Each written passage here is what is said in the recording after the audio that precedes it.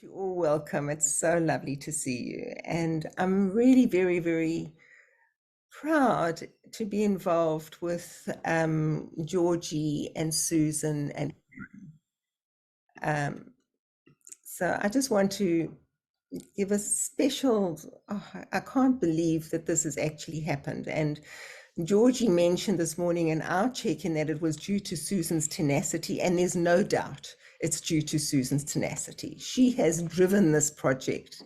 And there's Susan, just in case you can't see. Susan, put up your hand. Good. That everyone knows who you are. It's Susan's tenacity, and Susan will say a little bit. Let me explain who Susan is. Susan's the principal. She used to be the principal of Wulagi School. And she's been involved with US Deep Democracy for since what was it, Sue?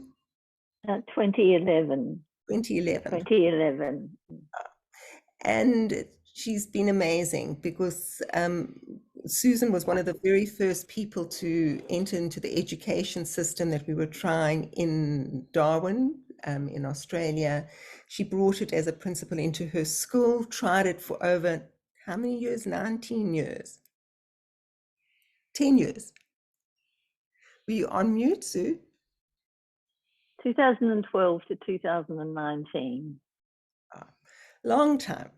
And at the end of it, we worked very closely together. So we had a really good stint of working with it. And it was really due to the fact that even at the end of the time that Susan worked with it in such an amazing way, in different spaces and places, all over the school, with the governing body, with the parents association, obviously with the teachers and with the children. And she did it inspiring work, having different special programs for the children to resolve their tensions on the playground. It was amazing. But even as she left the organization, there was a sense that had we achieved the dream, which was really my dream way back in 2002, which was really to kind of make sure that each child would experience in their work, in their classroom, not necessarily to be taught it, but will experience it alongside their basic learning, the tools of deep democracy. So it wouldn't be something that would be forefront, but almost as they were learning through the way the lesson was given, they would learn how to listen to, first of all, to have a voice of their own, then be able to listen to diverse opinions, and then particularly to move into the tension with the sense of learning, first of all, to stay with the tension, resolve the tension, and come out with a sense of respect for one another and a feeling of empowerment. And that beautiful feeling of we've resolved tension and we can still work with one another. And my crazy dream way back in 2002, which was really prompted by Berenice, by the way, and Berenice, put up your hand. Berenice from the South African Education Program in South Africa.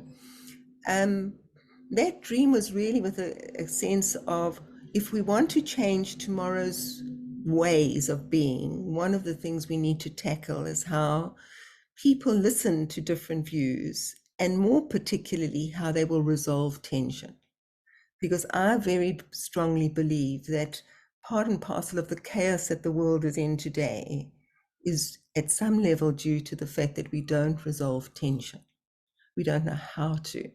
And as a result, us in our individual worlds, in our microcosm of our little worlds, it just expands and extends further and further. And we see it then not only in our little personal lives, each one of us having somebody that we're not speaking to, and our relationships have broken down, but the same is happening in a community, in different work settings.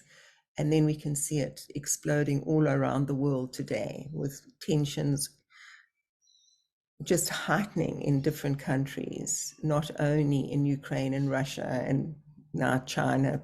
I read the news this morning that China is being involved with Russia. And then the problems in Israel and the problems in South Africa are just escalating. You know, all these tensions all over the world are just escalating.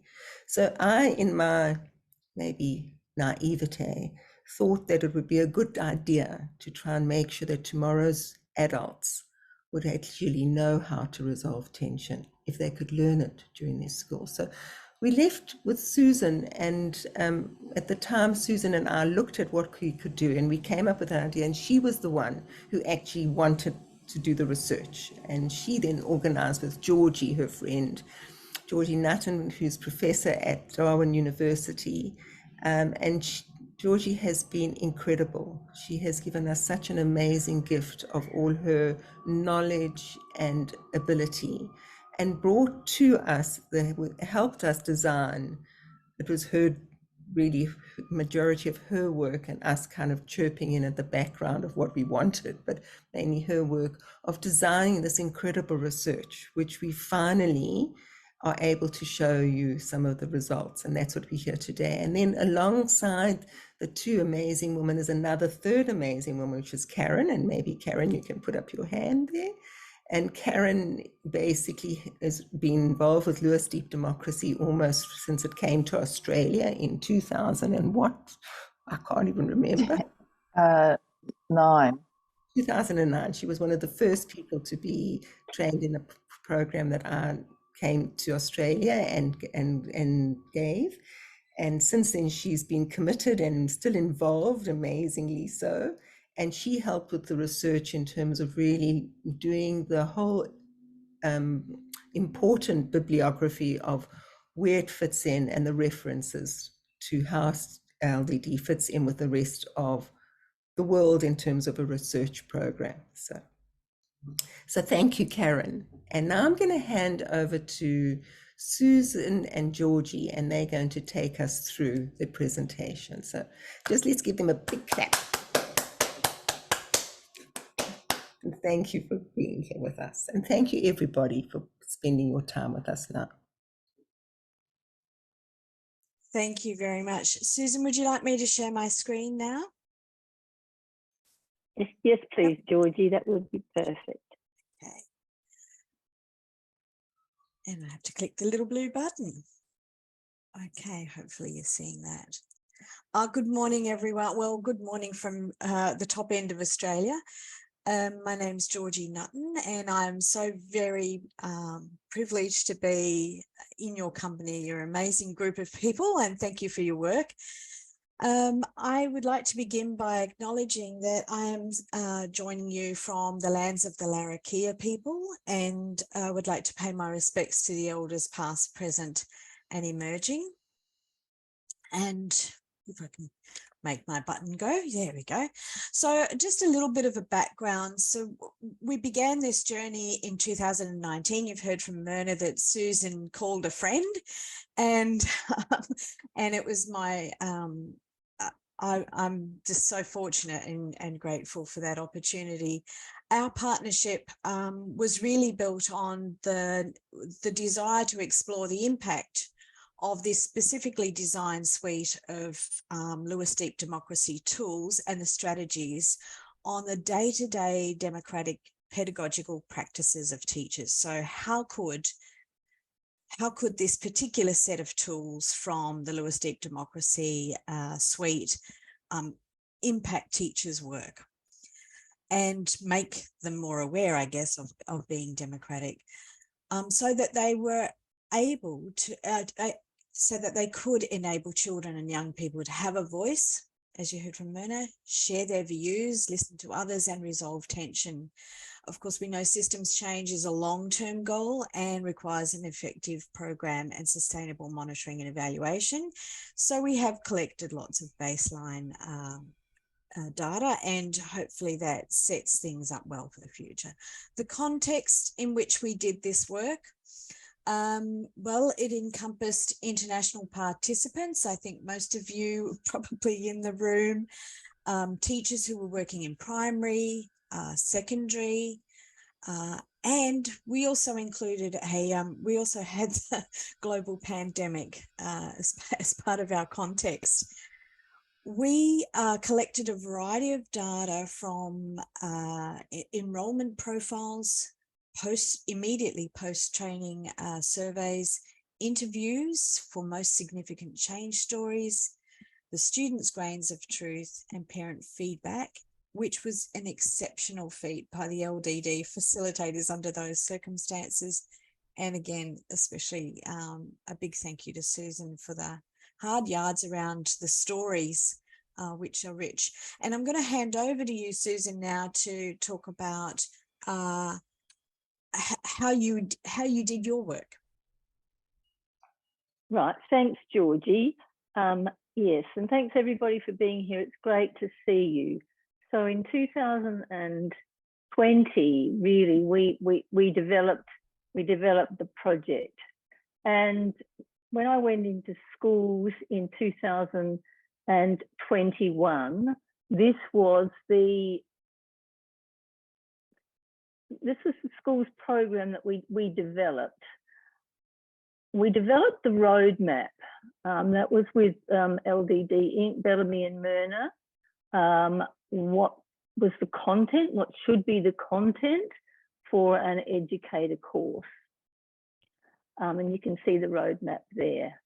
And I developed an instructor manual and a participant workbook and a journal. And that journal was particularly designed for work with the South African teachers because they liked hard copy. But the important part, I think, is the design of the research program. We designed it in phases, phase 1, 2, 3, 4. Now I worked, of course, phase 1 was the teacher enrolment.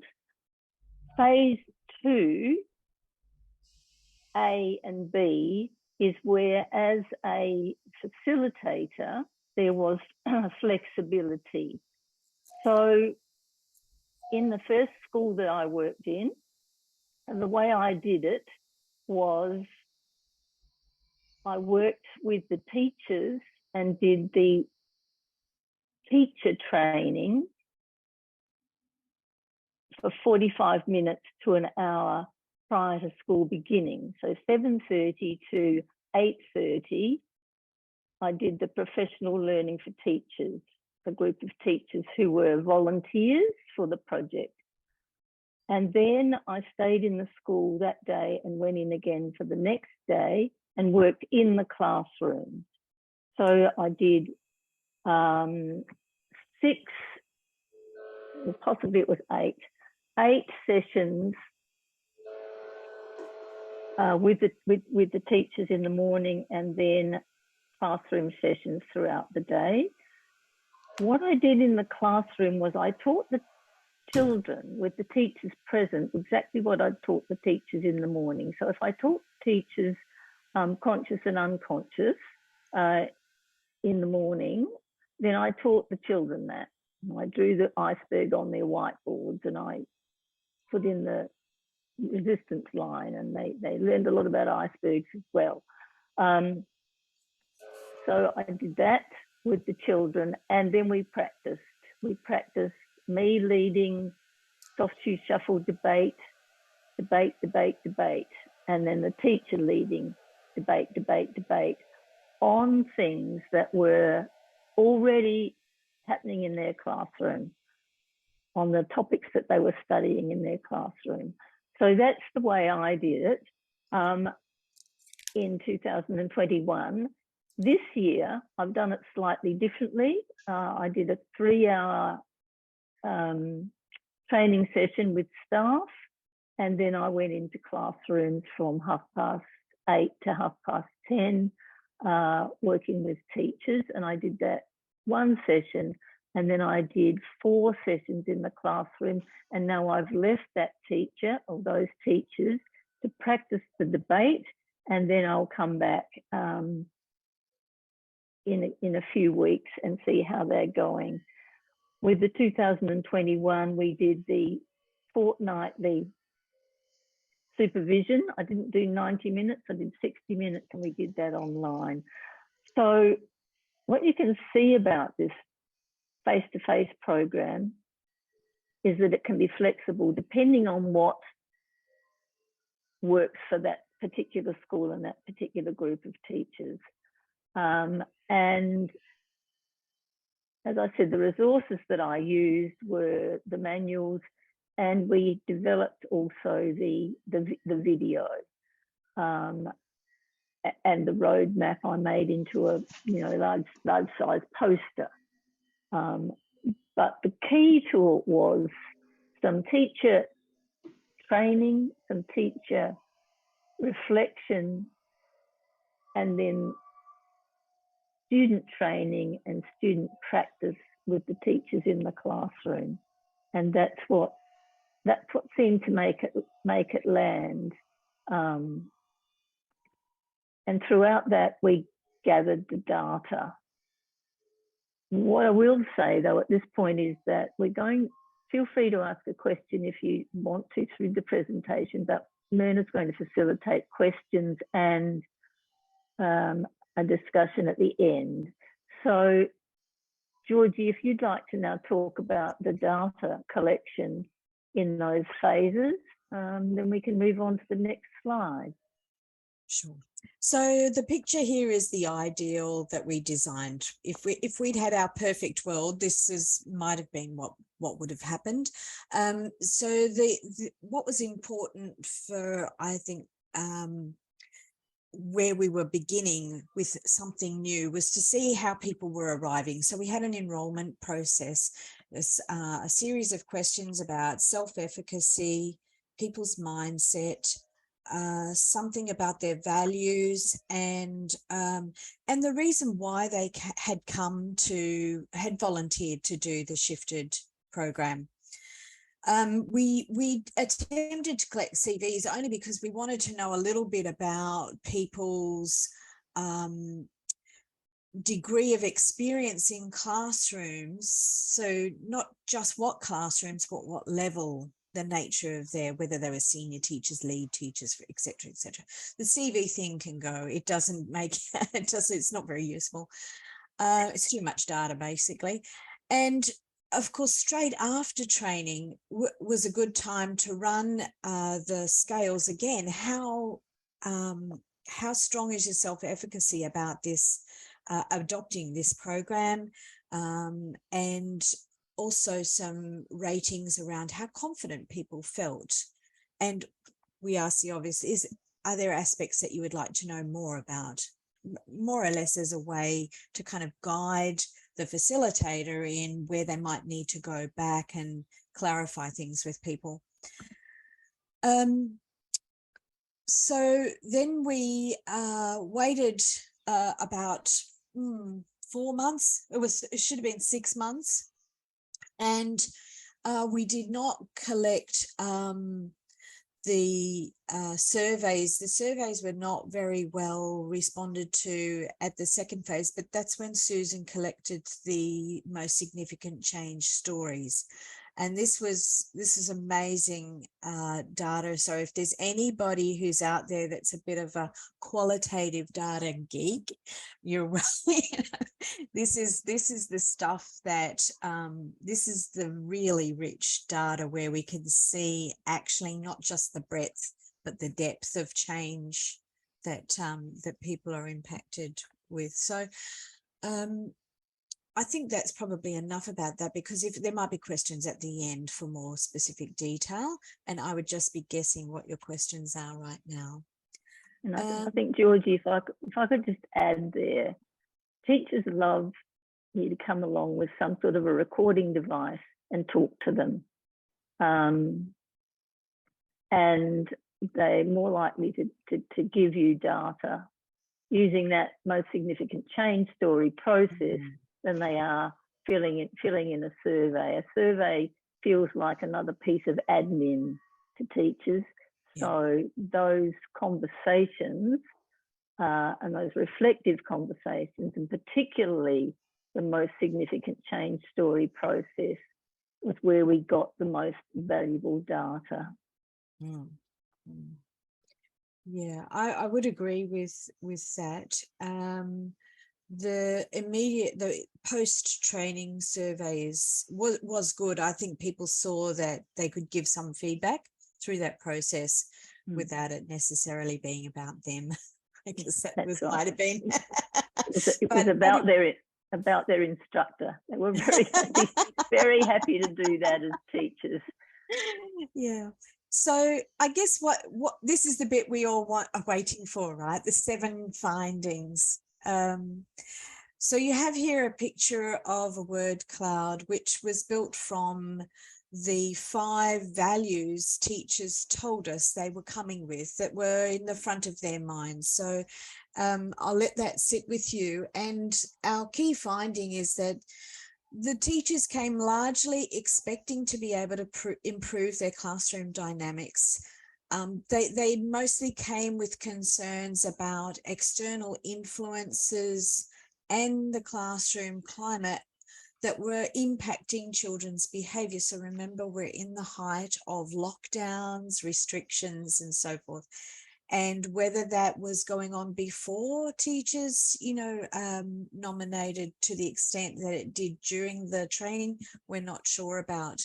But that was the context. And teachers come with really strong, the teachers we recruited anyway, came with strong growth mindsets and mostly very high sense of self-efficacy from the beginning. And I think that story is important because there are many school systems around the world where professional learning is an obligation or a requirement as opposed to a volunteer process. So something to keep in mind. The second finding was around teachers having very high levels of confidence in using the tools and the strategies immediately after training. So I think this was a very promising finding in that Susan's told you how she did the training, and for teachers then straight afterwards to be feeling as though they could do these things. 80% of the time with that level of confidence is a great thing. Good, because then of course that's transmitted to the children and the young people about the value of it and the effect of it. So we've got a little quote there from one of the teachers. "I'm so enjoying learning about the process and opening my eyes to many ways that this can be used to give every single child a voice and ensure every child is heard and valued. I really love this class." So it's a nice bit of feedback there. So the third finding is about the student behavioural and attitudinal changes, and they were reflected in academic engagement and performance. So I wasn't at all convinced about this from the beginning, but we have really good, strong data about that. An ability to navigate the sabotaging behaviours to improve classroom wellbeing and dynamic, and their role fluidity, their ability to and articulate that they were able to, move with the flow, take on new ideas. So one quote there from a student, I think there's some tension, but it's not bad tension. It's not like we hurt each other because we have this tension. Remember, some of these children are as young as 7, I think, 6 and 7, perhaps. Yeah, 7-year-olds. "I'm sitting here preparing." So this is from the teacher about the academics.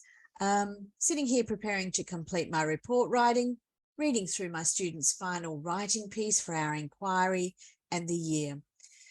We've used a soft shoe shuffle and the debate to prompt diverse thinking and expand on ideas several times this term. They really used it well, and it has really encouraged deeper and more connected conversation as they delved into each other's opinions and explored tangents. The grains of truth they generated are really evident in their writing." I don't know what it's like around the rest of the world, but getting grade 3 children to do argumentative writing can be like blood from a stone sometimes. So, you know, I can see that the process is so supportive. And as Susan had mentioned, didn't matter what the topic was, what the class was, there were ways to engage. And Georgie, I'm sorry, go on. Yeah, go on. And I was going to support Georgie here in that quote just came in a text message one Saturday afternoon when the teacher was doing her assessment on November the 20th, 2021. I remember it clearly. And then she sent me some of the pieces of writing, and what she said was that they had done quite a lot of debating and talking and around modern technology, its expense, its accessibility. And then the piece of writing that they had to do was, are we healthier with modern technology? And she found that the grades that the students got with that piece of writing was higher than they'd ever got before. So that academic engagement through the debate around technology, and then the performance was significantly higher. And the other thing this teacher noted, and you probably have it in your countries, where we have national testing in years 3, 5, 7 and 9. And what this teacher also noted when she had a year 5 class was that she'd done a lot of work around well-being and safety in the rural area, particularly around all-terrain vehicles. And so the children had done lots of debating. And one of the things she noted from the national testing results, that these children who'd worked in that way, in that pedagogical shift around having a voice, having the argument, leaning into the tension, they scored higher in their persuasive writing than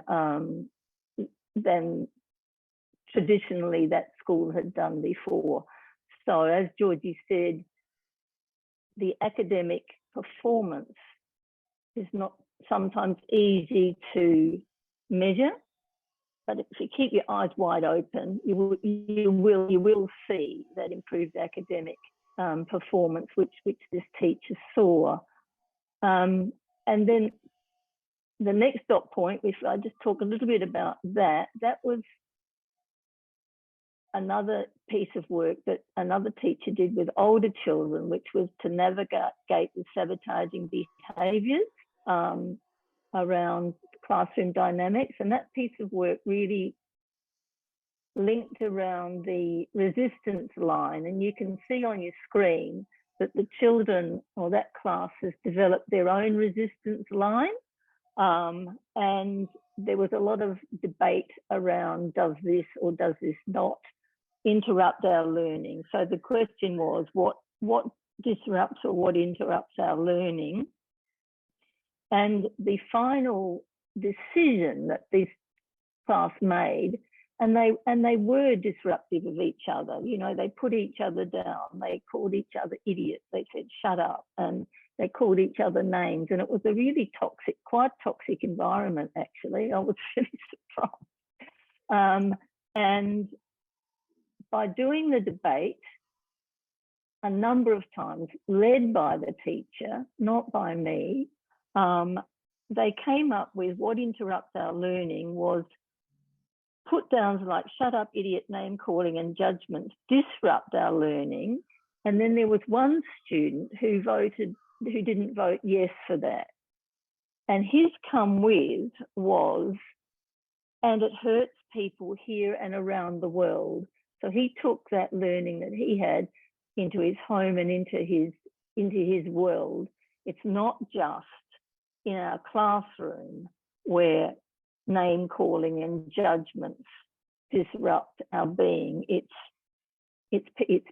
people everywhere. That was a really powerful piece. That was really a really powerful unit of work that teacher did around behavioural change of students, which is what teachers are really looking for often. And Georgie, shall I give the next example, or do you want to go on? Oh, you could if you like.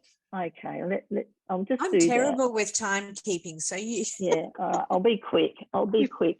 We're fine, Okay, ladies. It's fine. I'll be quick. And one of the things, just going back to that previous piece of work around behavioural and behavioural shift, was that you can see that those drawings that the children did, because those are their resistance line behaviours, which they put on their resistance line, they're quite harsh. What was the word you used, Georgie? You said they look Confronting. confronting. They were quite confronting.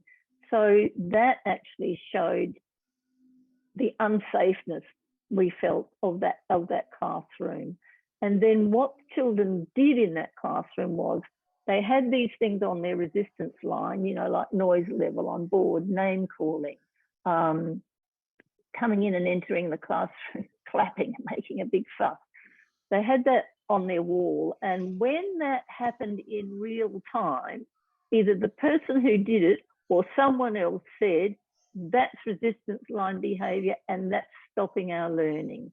So they became very articulate around how to manage their own classroom learning environment, and really took that from the teacher onto themselves as learners. And those things were the key. You know, if it was getting loud, someone would say, this is too loud for me.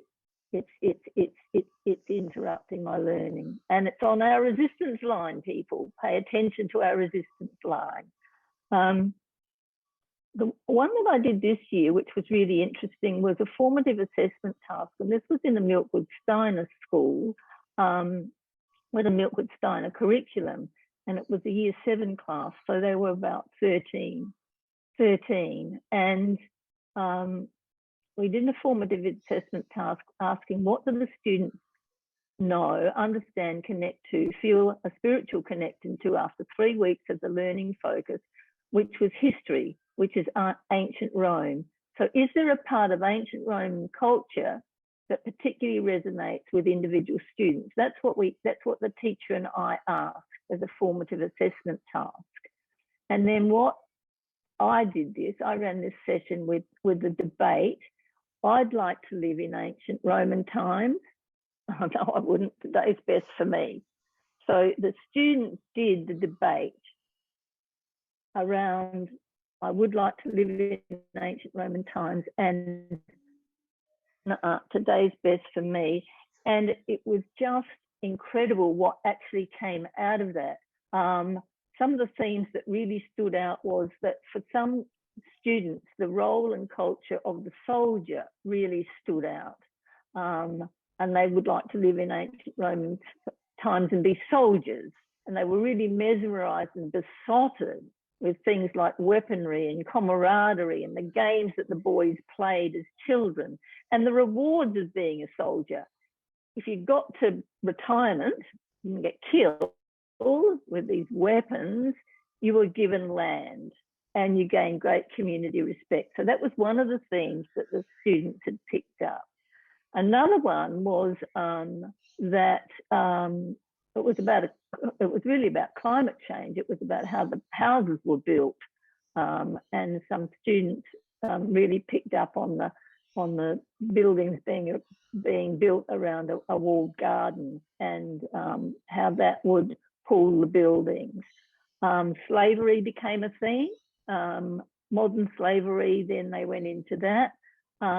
One of the really interesting things was there was a group of students who felt they couldn't live in ancient Roman times because they needed to live in a time where there was gender equity that we have in today's world. And what those students had got out of that learning, we were able to bring above the waterline by just doing that one debate. And there were 2 boys who were kind of the nerds of the class, who were really interested in the political system. And then they said to me, why doesn't our political system use this debate tool with a come with when people lose the vote? And I said, maybe you could figure out how we could do that in our political system.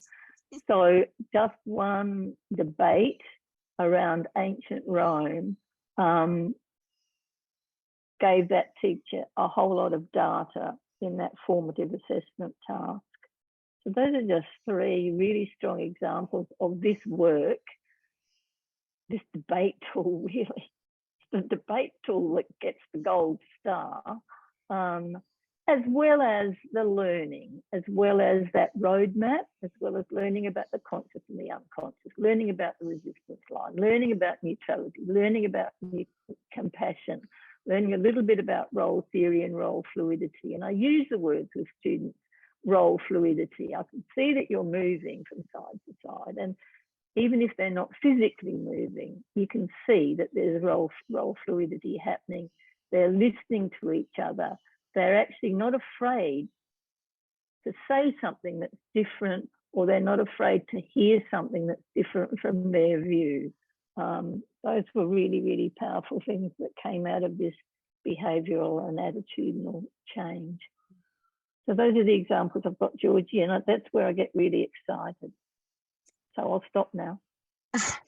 They're fantastic, but that's what it's really about, is what difference did it make for those students. So some of that is the academic performance, but a lot of it is also about that appreciation of the other view. I mean, that's giving students a depth and a breadth, no matter what the topic, or about being with each other. So I think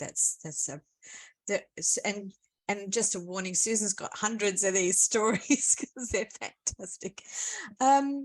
All right, so we'll move on to key finding 4, because people might be starting to draw up a very long list of questions now. This finding is focused on the teachers' stories and self-reporting around transformational changes for themselves at a personal level, as well as their professional dispositions. So their capacity for meta skills of compassion and neutrality.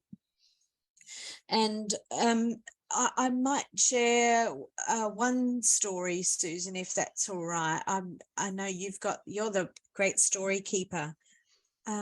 In ancient times, were they the bone collectors, I think? Anyway, so one teacher, I was going to call him a young man, but it's all relative, really. So his involvement in outside of school is through an organisation for amateur fishermen. Now, many of you around the world probably don't know a lot about our place here in the top end. We have these amazing waterways. It's like a fisherman's haven, and there's a very strong political force in the amateur fishermen who have very strict and tight controls over what they can do, where they can go, how much they can collect. And they're often at odds with the commercial fishermen. And so this teacher is a member of this amateur fishing association, and we have the added complication of disputes over traditional lands and who might be allowed to go where. And so you can see it's kind of a real political minefield navigating, there's a new regulation comes out. Well, everyone in the fishing club's got an opinion on that. This teacher reported back that, the tools had been incredibly helpful for him to manage, invite, include all the voices in a much more productive fashion, constructive fashion, and to get to a point of resolution with people. So his application of the tools outside of the school environment was a very good indication of, the depth to which he had taken on that learning, the inner work that he had done around applying it. Same fellow talked about relationships in the family being different. And although this quote here is about parents, the teacher, when he was talking about his application of the tools, also related to his role and the way his family communicated with each other as well. I think you could probably add to that, Susan.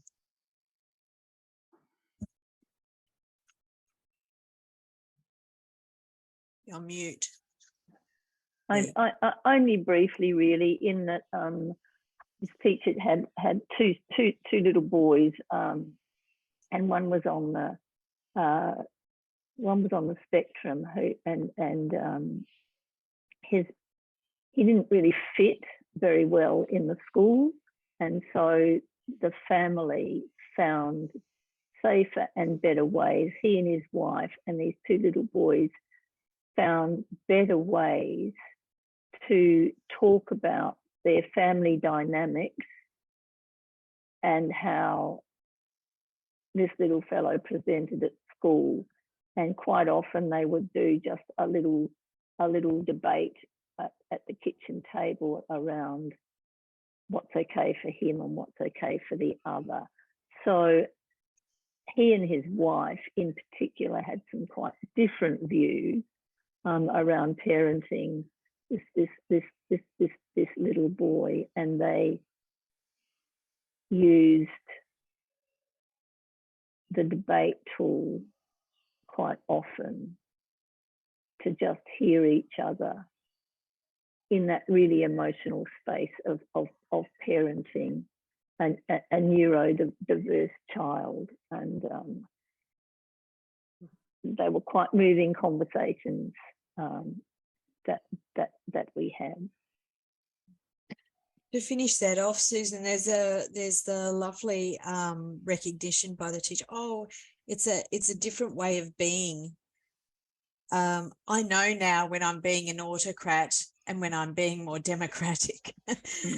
So that was good. So key finding 5, this is around the teachers' pedagogical practices and how they changed. So the first idea that we found in the data was that teachers were making much more or were more conscious of being inclusive and respectful in the classroom climate. How could they use the tools to be more inclusive and get students to respect each other? Lost my little clicker.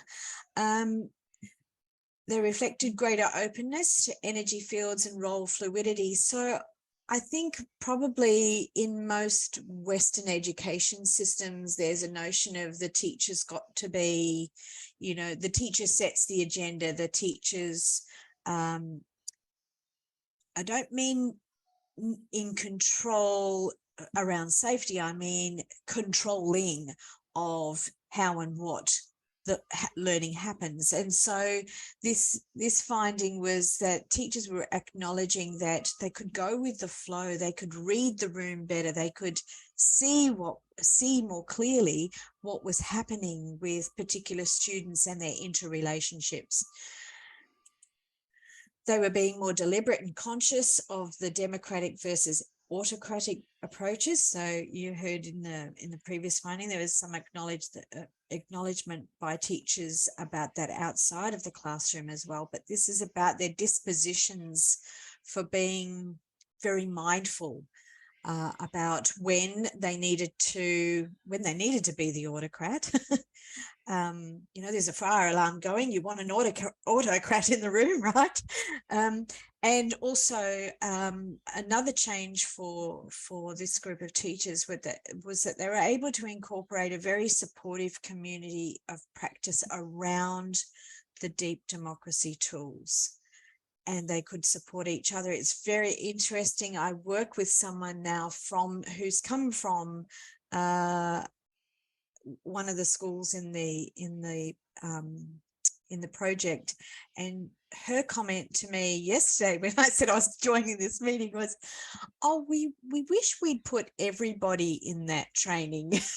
So it's interesting because the recognition that that group of teachers had formed a very productive and, I guess, positive community of practice around things that weren't easy. So that was important. Finally, we get to the no. Key finding 6 is around some of the no things. And so this is probably true everywhere, not just in global pandemics, but teachers do face structural challenges in their schools, such as having time and space available for doing professional learning. And so sometimes it's hard. Some barriers to fully implementing the ShiftED were that teachers described were related to being a little resistant or getting stuck. Whoops, don't want that. Clicking the wrong buttons. There was a recognition of an awareness that there was limited use of the LDD specific language with students. So you heard Susan say that she modeled the language and taught the language to the students as well as the teachers. And that's a really healthy thing, because this finding relates to teachers commenting that students would remind them about using the language. Now, you know, there's a couple of explanations for that, I think. And I'll come to those in just a moment. So also not consistently using the process. So again, students were able to support the teachers and give feedback about, you know, we should be doing X, Y, Z. So a helpful thing.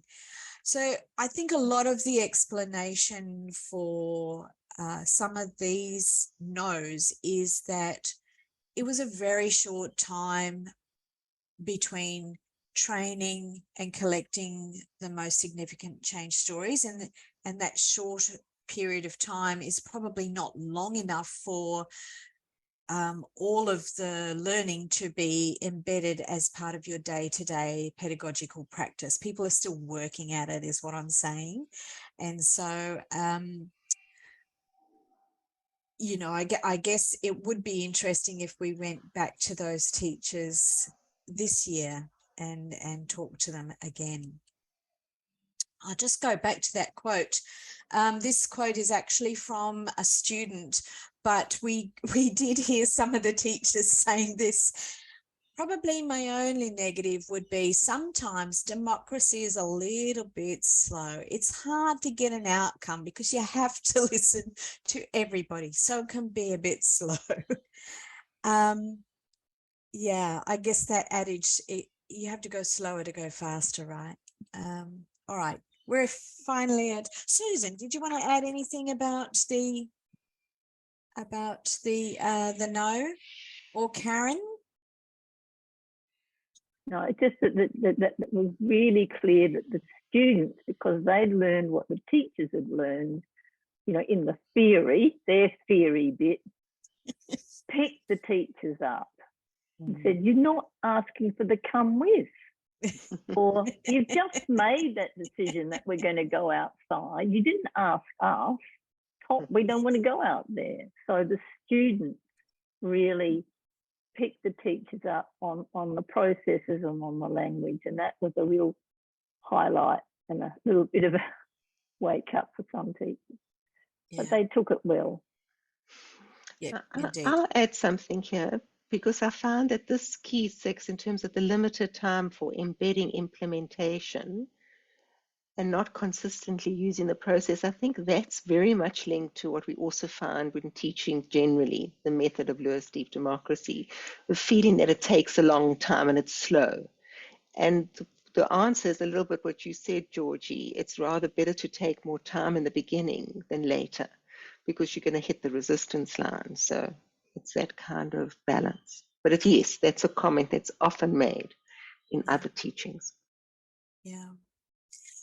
I think schools can be very challenging. I'm talking to a room full of people who probably are very aware of this already, that with the pressure of time and the energy required, I think people really need that support of the community of practice. I think that's how they were able to sustain themselves. And possibly if it had have been a whole school, now that would probably mean that not everyone was coming along willing. But then you teach the resistance line and everyone feels like they need to acknowledge, what it is that's their point of resistance, I guess. So. All right, so the final finding that we want to share with you today is that flexible options for either face-to-face or online delivery of the suite of shifted tools and strategies can actually make a change to teachers' practice. And it's been fantastic to have the routine or regular catch-ups from time to time with Fanny and Reinhilde, just to hear how their processes have been going, because it's kind of mirrored what we've found, that it really doesn't, what it needs to be is based on what will work for the teachers and the students. And so sometimes a mixture of things might work, but either is going to achieve a great outcome for the teachers. All just right. Georgie, on that, what we've got now is that I've actually translated Fanny and Reinhilde's research report, well, translated it into English, using Google Translate, and so that's a really useful resource for us to have. So thank you, Fanny, for making that available, and it is now available in English as well as in Dutch. Great. All right, so a bit of a drum roll, the recommendations, hey? All right. So the first and probably most obvious recommendation that you could make out of those findings is that Lewis Deep Democracy continued to provide shifted for teachers, incorporating the meta skills of compassion and neutrality to shift teachers' pedagogical practices and dispositions in learning. To understand theories of conscious and the unconscious and role theory, to apply the diagnostic resistance line, and to use the soft shoe shuffle for better insights into classroom dynamics and disruptive behaviours. Even if it's about something else, you're still watching the interrelationships. So, use the debate as a safe and structured process to promote diversity of views and navigate the tension toward agreement. So that's our first recommendation, that that the tools and the strategies be provided to the teachers at a fairly I guess this is a reasonably wide scope of some of the Lewis Deep Democracy tools. Second recommendation is about the way teachers access shifted. 2 pathways for shifted should be made available to meet teacher and student needs. As I said, and Susan recognised we need a bit of flexibility. Let's hope, fingers crossed, there's no more global pandemics to put pressure on how flexible we have to be. But pathway 1 would be shifted as a short course comprised of the 3 phases for online delivery. And that pathway 2 is the full shifted course as manualised, developed and evaluated with the face-to-face delivery. And that delivery would offer ongoing research and development with data collection at several points. So that's really just a suggestion around, if you wanted to keep tracking how the shifted package works in different modes of delivery, for future business planning, for example, or you wanted to see how it works in different places as a suite, and maybe you would collect data that says some parts of the suite are more important than others, that, you know, into the future that could allow you to monitor and evaluate your own program. So would you like me to stop sharing now? Yeah, that would be great. Thanks. Thanks, Georgie. Whoa. Thank you. What an amazing, absolutely incredible thing. Thank you, thank you, thank you. Thank you to everyone involved, to Susan for all the rich storytelling, and we can feel that she lives it, to Georgie for just having dedicated all her time and effort and got as involved as Susan, you can feel it, and for Karen, who's done the literary review. Thank you, thank you.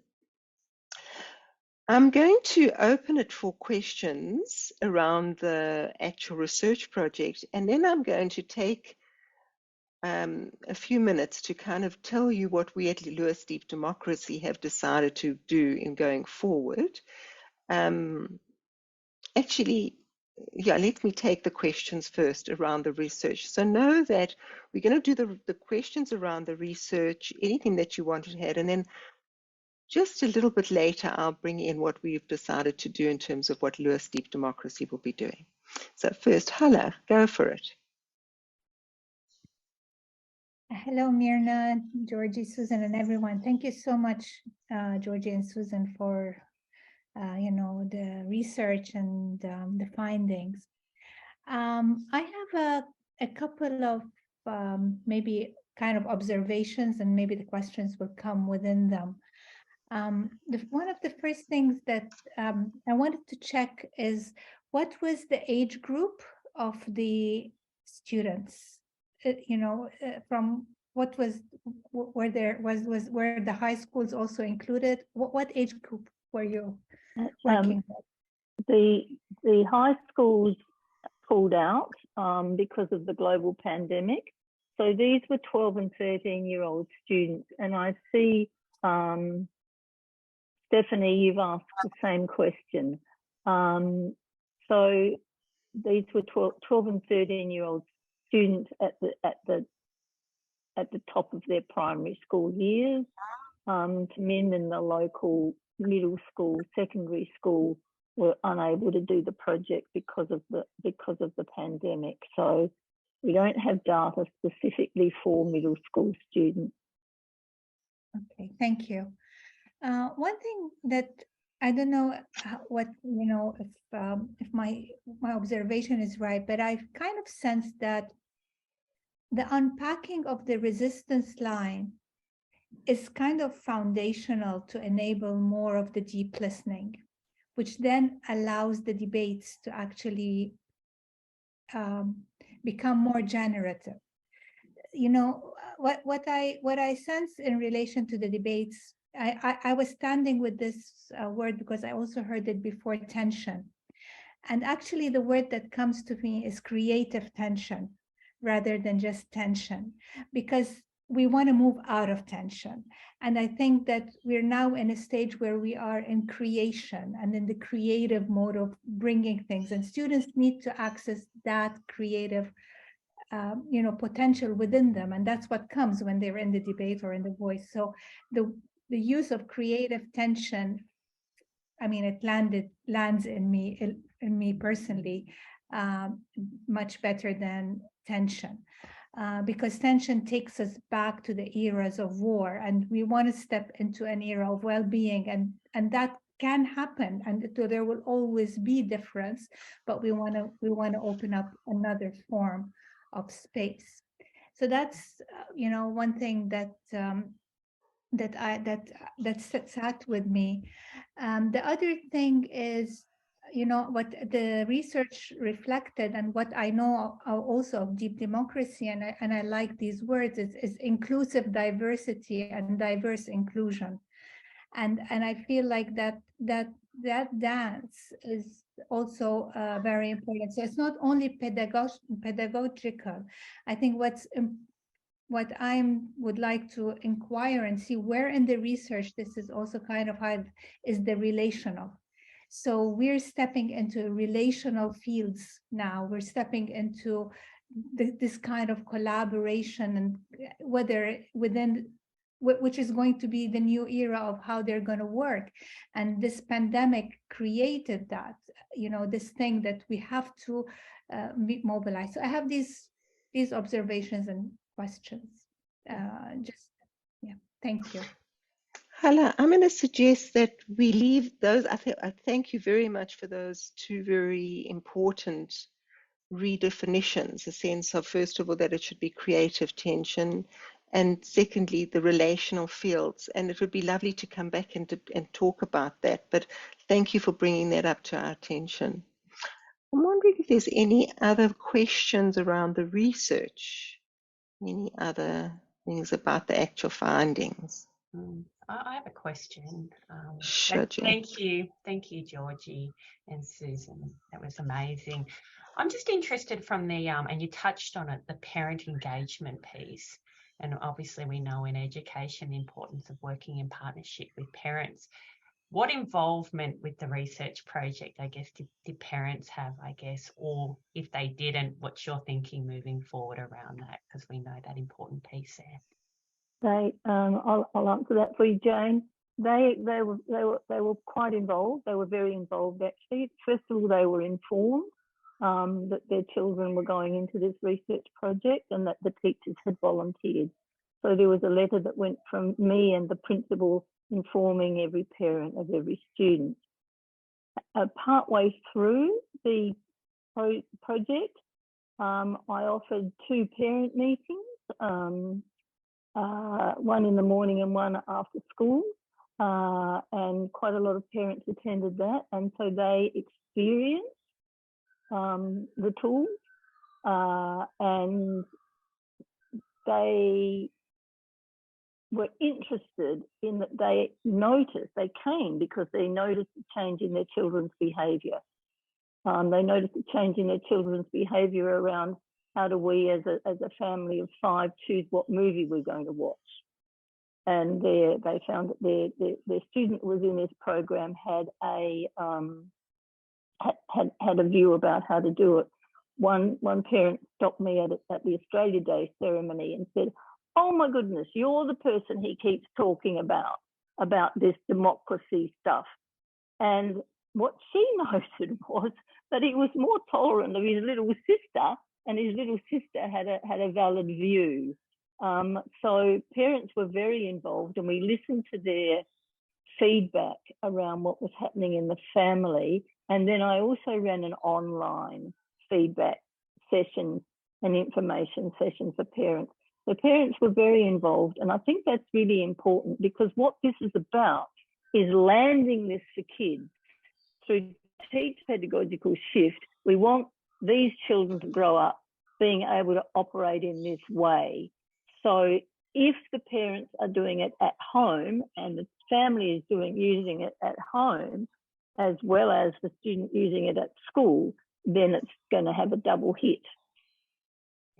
Great. Thank you. Thank you. Any other questions? I'll ask a question, Go if for it, I may. Michael. Yes, lovely. I was, thank you for the work, everybody. It's just very inspiring. I was wondering whether the classrooms involved in the research, whether there were classrooms with a significant proportion of, or a majority of, Indigenous children. It's not reflected in the photographs of the presentation, so I had that question, and whether there were any learnings about cultural difference from the project. Thank you. And I can answer that too, Michael. Thanks for the question. A lot of schools pulled out because of the pandemic, and this was a majority white school. The school that I worked at, the principal was a 50% Indigenous students. Now, when you say Indigenous students, that's a really broad category. So if you're talking about Indigenous students that come into the schools, into the urban schools from remote, that's different from the more urbanised Indigenous Aboriginal students. What I can say is that what really works for the less articulate, perhaps in English, Indigenous students is the movement. They can use the movement. They like to move and sway. And a group of Indigenous women that I did this almost turned the soft shoe shuffle into a dance. So this particular piece of research did not include a very diverse cultural mix of students. But what I've noticed about the tools is that they can scoop up that diversity when that diversity is in the room.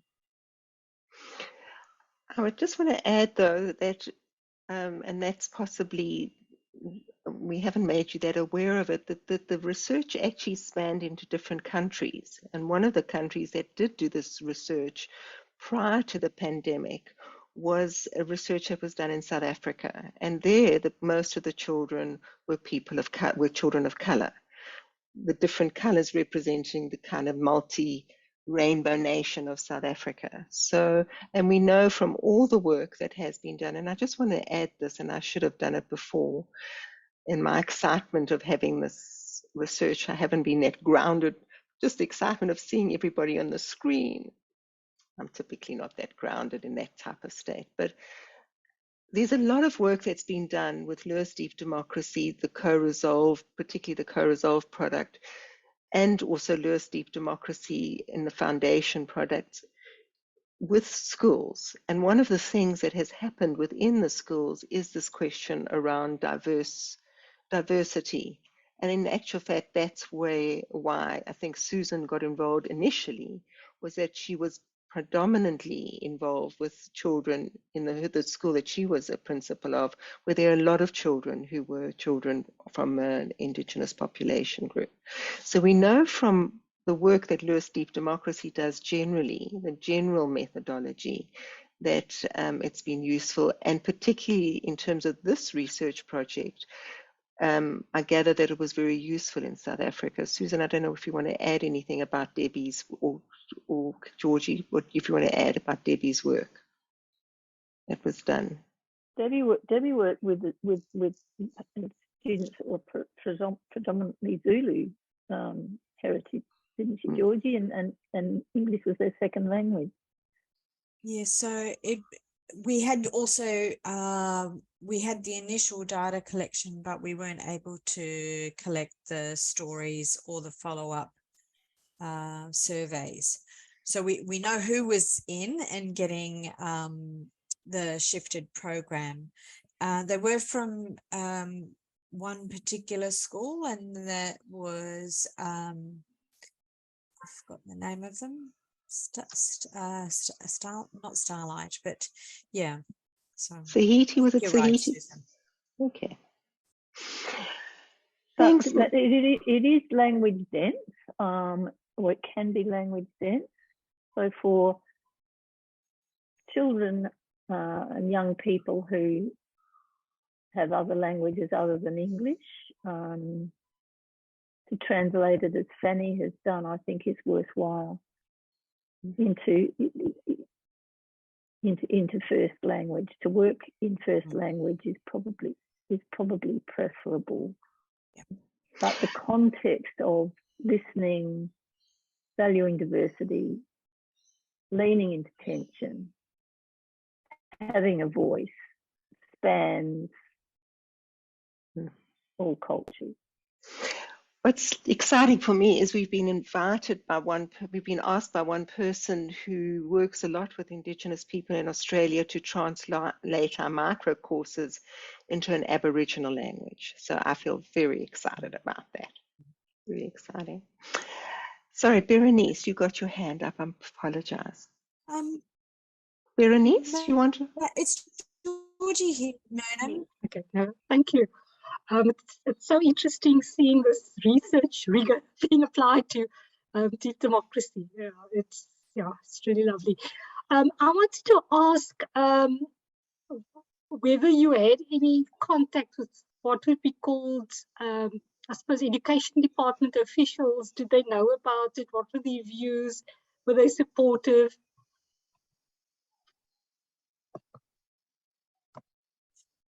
Would you like to speak to that, Susan? Look, they are at the edge of their desks, and so it topples off their desk pretty easily. So the answer, Berenice, is yes. Education hierarchy knows about it, has been informed, clap and cheer, but like all programs like this, when you're talking about self-regulation or well-being, they're not prioritized. It's not prioritized.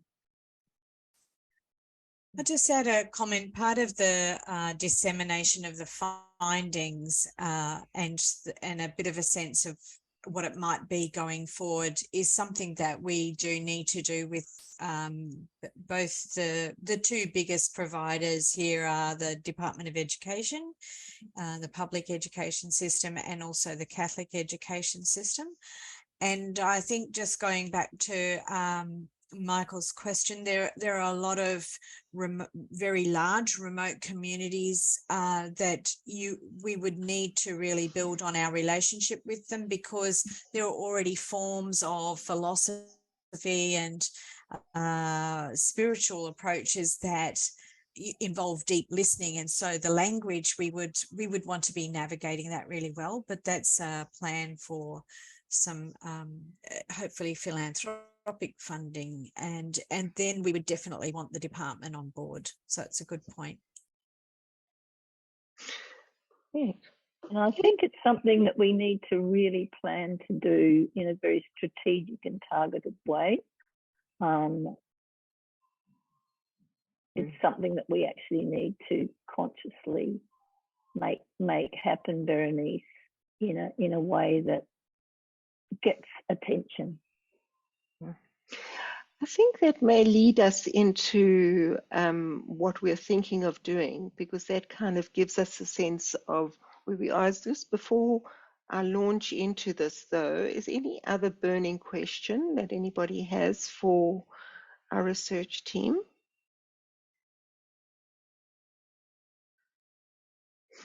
Myrna, I think I would just add that point of it takes a long time, that student said. One of the really important messages from this work is to hasten slowly, is to actually walk the talk. We're wanting to hear all the voices. We're wanting to teach children to hear all the voices. We need to model hearing all the voices, and as the student said, that takes time. So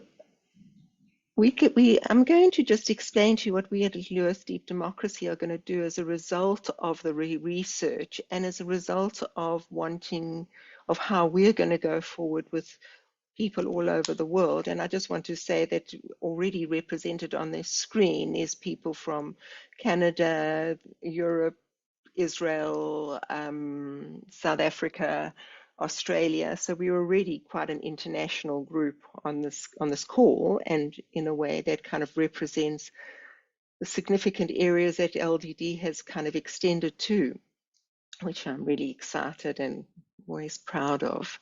Proud to be part of this group of people, and to know that this caliber of person is interested in this work. It always makes my heart sing. So thank you. We've decided, one of the things that has happened as a result of the spread of Lewis Deep Democracy throughout the world is that it's become known as a white label brand, meaning that we've lost our brand because most people would kind of sell the work under their own brand, which we encourage. We don't want to necessarily monopolize the brand, but we've decided that in terms of the ShiftED program, this program that we're now looking at, we're going to retain the brand. So we're going to basically enable people all over the world to work, and we've already looked at it, and we are about to launch this idea of going into an affiliate program with people who would like to work with us, but it will be co-branded with the brand not losing its, not being lost. And this is particularly to make sure that there's an extension with one name, at least throughout the world. And this way we'll be able to get far better penetration into the world of education, not only here in Australia, but also all over the world. And we also want to lead that by making sure that we look at what we really want to teach.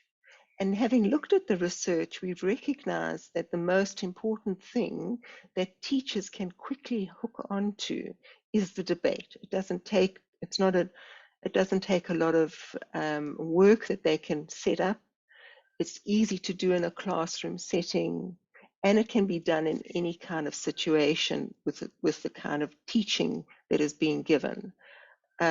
So most teachers would be able to use the debate within their lesson, with 5 or 10 minutes or 15 minutes given to debating the topic that's just been taught, whether it's, do you want to live in olden Roman times or not, whether you want to think that the characteristics around the importance of certain parts of the body are real, or what should we do in relation to things like gender issues. All those kind of things can be debated. And we've realized that if we could just make a program that's very user-friendly and very financially equitable to people, that they can get it literally for a very low price, that the teacher themselves can actually opt in. Because we've recognized that when schools opt in, there's also, as we've learned, a sense of, well, everybody in the school should do that. And one of the things we really want to uphold is that this program should be given to teachers who are really wanting to do it, to lessen that sense of, well, I'm here because I have to be here, which is a lot of what people experience, and particularly I experienced in the early research in South Africa in relation to education, where people were forced to go into the system and it wasn't helpful to them. So we're wanting the people to be able to choose. We're wanting teachers to be able to afford it themselves. And so we've put out to have the two-prong system, and we're probably going to have the two-prong system. The first system that we're going to research, though, in May, and we're going to do it in May, is to have literally a program of 3 sessions only online, using our micro courses of the conscious, unconscious, resistance line, and debate. And basically getting the teachers to look at that and then be able to go into the classroom and practice it and come back for another 2 sessions of support. We hope to create a supportive community around these teachers, that as they move, and then they can, if they like just these 3 parts, the 3 part of this program, and they want to learn more, then they can opt in to learn more. So there's a sense of, this is just a taster, and if you want to learn more, please know that there's more to learn, and you'll be supported both in a community that you're learning with, but also in an international community. So we're hoping to bring people from across the world together to actually continue learning together, that we boost this international community of teachers.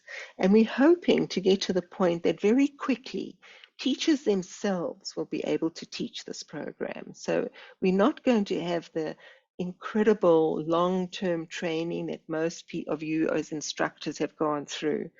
We hope to be able to make this an easy to learn and an easy to teach program, that teachers themselves can start extending it across the world in their own situations, in their own environments.